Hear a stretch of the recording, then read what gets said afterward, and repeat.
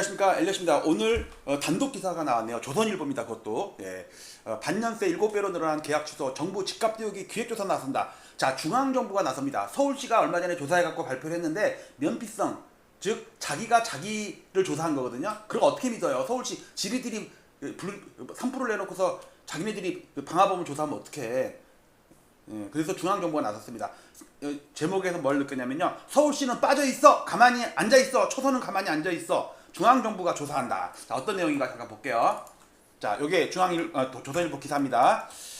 반년새 7배로 늘어난 계약 취소, 정부 집값 띄우기 기획조사 나선다 그랬는데, 여기 보시면요, 국토교통부가 대대적인 기획조사에 착수했어요. 올해 이번 달 한대요. 근데 이제 6월달에 1067건이라고 했잖아요. 지금 1230건이 넘었어요. 이게 한 달도 안 돼갖고 200건이 더 늘었어. 제가 국민청원 올릴 때 그거에 비해서. 그리고 이게 한국도시연구소에서 조사한 거였거든요. 이게 8월 말자예요. 근데 취소된 것들이 그 당시에 다 최고가였어. 36.5%가. 하지만 서울시가 자체적으로 조사했는데 대부분이 전자계약 때문이고 집값 뛰기랑 관련이 없대. 즉 면피성 감추는 거예요. 자기가 자기의 죄를 덮어버리는 거예요. 그래서 국토부가 기획조사에 나선 거예요. 서울시 못 믿겠다 이거예요. 자, 내용을 보시면요. 자, 이게 오늘자에 위에는 2021년부터 거래 건수, 취소 건수, 취소를 해제한 건수예요. 요랑 조금 총 수치는 같은데, 얘는 예를 들어서 월요일날 계약했다가 금요일날 취소하든 화요일날 취소하든 월요일자로 잡히잖아요. 그런데 이거는 같은 월요일자인데도 화요일날 취소를 했느냐 금요일날 취소했느냐에 따라서 달라요. 전 이걸 되게 의미있게 보거든요. 이거는 자기가 언제 취소할 상황에 따라 하여튼 말로 어떻게 표현할 수가 없네 이거. 그러니까 이거는 취소하기로 마음먹은 그 날짜예요. 이거는 그러니까 월요일날 계약한 거를 취소했는데 그게 목요일날 취소했는지 금요일날 취소했는지 다 다르잖아요. 같은 취소 건수인데도. 근데 이게 6월달에 집중된 거 보이죠? 저는 이게 범위라고 봐요. 사람들이 이거에 관심이 없거든요. 어쨌든 이렇게 됐어요. 어쨌든 1242건입니다. 자, 어쨌든 이렇게 보시면요, 제가 신고가 허위 등록 해제 이거 실태 조사, 즉 실태 조사를 한 번도 안 하진 않았지만 다 면피성이었단 말이야, 자체적으로. 그리고 부동산 감독원 설립에 관한 청원 2가지를 올렸잖아요. 근데 안타깝게 5만 명이 넘어야 되는데 16,060명으로 끝났어요. 32% 요렇게. 그리고 9월 4일이에요. 잘 보세요. 여러분들 97 대책 나왔죠. 9월 4일 끝나고 나서 3일 있다가 대책이 나왔다고. 한 달 동안 엄청나게 제가 홍보를 했잖아요. 그리고 많은 사람들이 댓글로 여기저기다가 이런 거에다 민원을 넣었다고. 자, 그래갖고 그러고 나서 이게 8월 29일 날 청원이 끝나기 5일 전에 KBS에서 월별 거래 해제 건수 시세 왜곡 우려 역대 최고 1067건이잖아요. 이게 한국도시연구소에서 조사한 거거든. 근데 이때보다 지금 200건이 더 늘었다고. 한 달 사이에. 한 달도 안 돼가지고. 그리고 경향신문에도 나왔잖아요. 8월 31일 날 3건 중 1건이 당시 최고가 거래된 거예요. 1067건. 근데 방금 봤죠? 1240 몇 건으로 늘었다고. 이거 앞으로 더 늘어요. 왜? 3개월 있다가 6월 걸 취소할 수도 있는 거거든. 내년에도 올해 6월 걸 취소할 수도 있어요. 가끔가다 그런 게 있어요. 근데 여기서 뭐냐면요, 여기서 보세요. 여기 정치권이 나왔는데, 보세요. 여기 정치권 일각에선 의도적인 가격 뛰기 부동산 시장을 교란하고 있다는 지적이 났다. 자, 이 정치권이라는 게 뭐냐면, 잘 보세요. 서울시 의원인데 고광민 서울시 의원 허위 계약으로 아파트값 왜곡 심각, 서울시의 신속한 대응 촉구. 이게 9월 9일이에요. 보름 전이래, 보름 전. 자, 일단 정치권은 서울시잖아요. 국회의원이 아니야. 근데 어제는 그저께인가 9월 20일 어제네. 국회의원이야. 국회의원. 여기 국토교통위 거기 신고가 띄우기 조사하냐. 지금 여기저기서 의심을 해. 근데 서울시는 아니래. 지네들이 왜 그랬냐면요. 보세요. 신고가 취소, 대량 취소가 언제부터 시작됐냐면요, 토호제 풀면서 시작된 거야.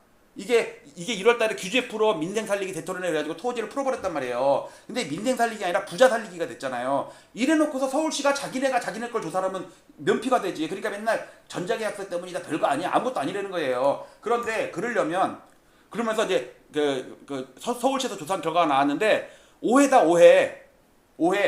그러면서 실상은 계약 꿀팁을 알려줬는데, 전자계약을 하면 0.01% 우대금리가 적용이 된다. 그러니까는 여러분들 이런 거 뭐 오해 이런 거 집값 띄우기 아니고 그런 거 무시하시고 작전 아니고 세력들도 아니고 그냥 일반적으로 사람들이 종이계약서 썼다가 전자계약서로 바꾸느라고 취소가 많은 거지. 그러니까 여러분들도 내가 꿀팁 밝혀줄게 그러면서 논점을 이쪽으로 돌려버리는 거예요. 이런 거를 프레임 전환이라고 그러거든요. 사람들이 본질을 쳐다보지 못하게 엉뚱한 데다가 계약 꿀팁 0.01% 지금 이게 작전이냐 아니냐 세력이냐 아니냐 이걸 따져야 되는데 갑자기 뭐 전자계약 하면 0.01% 이런다고. 자, 그러니까 제가 반론을 제기해 볼게요. 자, 세 가지입니다.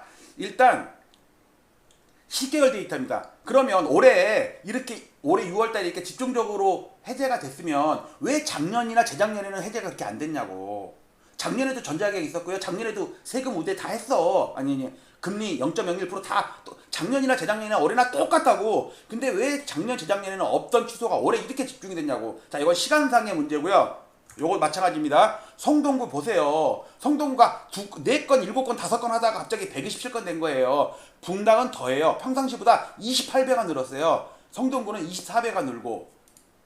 자, 그 다음에 이번에는 공간입니다. 공간. 방금은 시계열 돼 있다. 왜 올해 작년, 재작년에는 그렇게 취소 안 하다가 아니면 전자계약 안 하다가 왜 올해 갑자기 취소를 했냐고. 그러니까 취소 작전을 하는데 그냥 전자계약서를 활용을 한 거지. 금리를 다운받으려는 게 아니라. 또 그다음에 우리 공간입니다. 자, 그러면 전자계약이 종이계약서를 전자계약으로 바꿨다 그러면 이거 내일 평화 때 방송하려고 지금 자료 만든 거거든요. 마침 잘 됐어요. 그러면 전국 17개 시도에서 왜 충북, 충남, 충청도는 5년 동안에 1.3배, 1.2배 왜냐면 거래가 늘었으니까 취소가 늘지 당연히. 근데 충남, 충북, 경북은 1.3배, 1.2배 늘었어.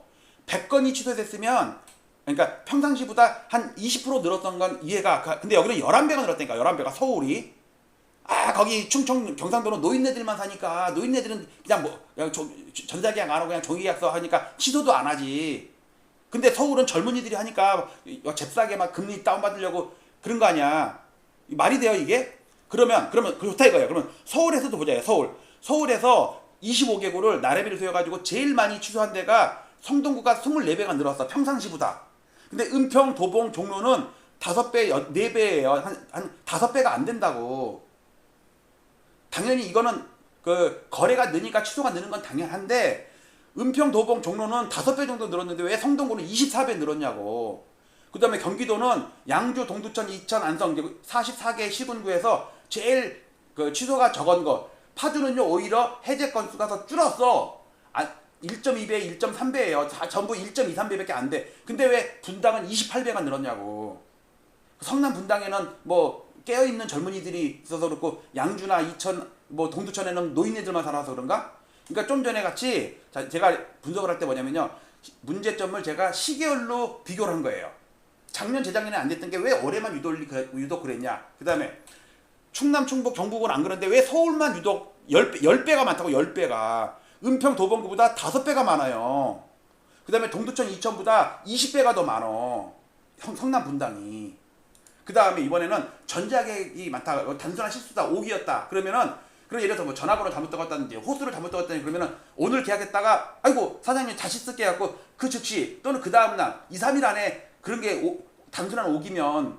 근데 보름 있다가 한 달 있다가 취소하는 거는 그거는 뭔가 문제가 있는 거 아니에요. 그거는 단순한 변심이 아니라고. 자, 그래서 제가 데이터를 6년 동안에 서울에서 14,400건의 취소가 있었는데 그 날짜를 다 계산한 거예요.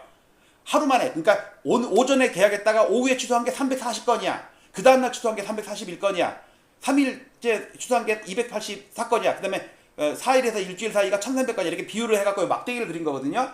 즉 단순한 실수였으면 보통 2, 3일 안에 취소를 하고 다시 쓰는 게 정상이잖아요. 그거는 합쳐서 6%밖에 안 돼. 7%가 안 돼. 대부분이 보름에서 2달 사이라고 여기가. 그러니까 그리고 가장 중요한 거 계약금 냈냐 이거예요. 계약금. 아니 계약금 이체했냐 이거예요. 그 얘기는 어디도 안 나와. 그게 진짜 키포인트거든. 계약금을 주고받지도 않고 계약서 쓰지도 않고 그냥 전산에다가만 입력하고 그 다음에 취소하고.